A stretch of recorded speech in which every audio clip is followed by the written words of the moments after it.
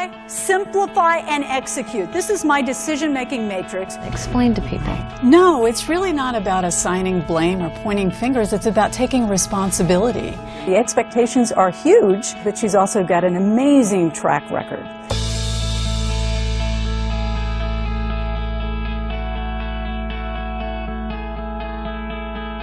If you get me talking about Libby Gill, we're going to be here all day. From having walked in those shoes, Libby Gill is one of those people who gets it.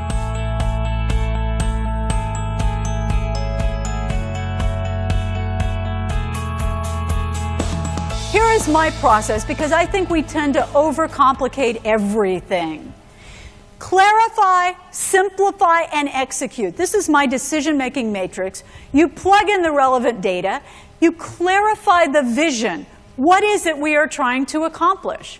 You simplify the path. Let's make it clear and simple and take all the extraneous out of the way. Libby did a great job. She came in today, very inspiring, and I think for me personally, she really inspired me to go out and take more risk and just prove myself. Hope is that sense of you can leap forward, you can move forward despite the obstacles. And this really comes from a body of research. Interestingly, there is a study on hope. It's called a hope theory that is growing, and it comes mostly out of medicine and positive psychology. And some of the early pioneers in this idea of hope have really defined it and given us a working definition so we can apply it to our own lives. And the first one is a really amazing doctor named Jerome Groopman. Dr. Groopman is a Harvard oncologist, and he was one of the early pioneers in AIDS and cancer research, and also in the theory of hope. And what he found, and there's been a lot of studies subsequently about this, is that it's not this just abstract idea of hope, but hope, in fact, affects our physiology, and when we have a sense of hopefulness, we release brain chemicals, including endorphins and enkephalins, that allow us to suppress pain, that boost our immune system, that help us to handle these sorts of healing situations. So what Dr. Groopman said is he found hope to be made up of belief and expectation. Now, belief that change is possible. And what I see in the workplace is that it's our beliefs that drive our behavior. Think about that. Because what you believe is what you do. Your belief drives your behavior. Now, the tricky part is we don't always know our own beliefs, let alone the beliefs that other people have, because sometimes these are underlying beliefs. They're not obvious. And what I find as a coach is I'm often called into the workplace when somebody's gone off the rails a little bit. And sometimes I have to find out what's the root cause, what's at the bottom of this.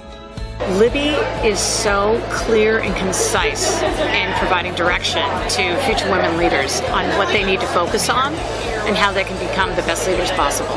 We sometimes become slave to our own thoughts, and we forget the rest of the world has their preferences too. Let me show you what I mean. Clasp your hands like this right now.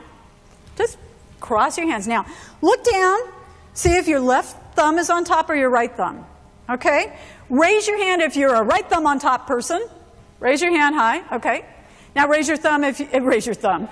Raise your hand if you're a left thumb on top. We split about 50-50. It really doesn't have anything to do with hand dominance. Okay, now I want you to switch it. Switch it and put that other thumb on top. Does that feel weird? It's really hard to do. Okay, now try this. Cross your arms. Now, some people tuck the hand, some people have it on top.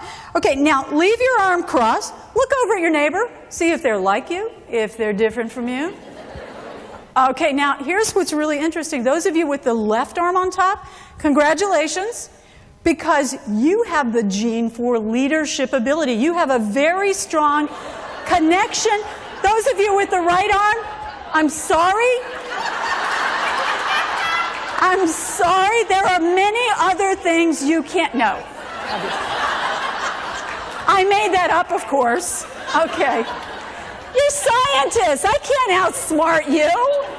All right. These are preferences. These are preferences that we choose early in life. And they just don't waver too much. But my point is, you're all great leaders, definitely.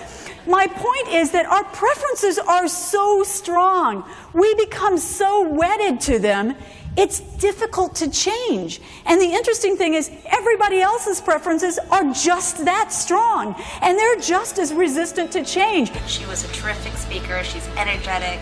She's dynamic. And really the feedback that we got from our clients was that she energized them into better taking action and also being accountable for those actions. And I would recommend her to anyone. When I started at Universal, I was recruited to go there after a big management change, and the company had been sold, the Universal Studios, had been sold to Seagram's, the booze company. It makes sense, right? We make liquor, we're going to buy a studio. And every business unit had changed. Motion pictures, television, music, theme parks, consumer products, all new management. As you can imagine, there were a whole lot of nervous people. Most people do not like change. They don't like repeated, continued, ongoing change. It's really scary. That's not how we're wired. My job as head of communications for the television group was to come in and pull people together, because I handle both the internal and external communications. So I set up meetings, 15-minute meetings. My calendar was filled for about the first month with meetings with anybody who touched the TV business.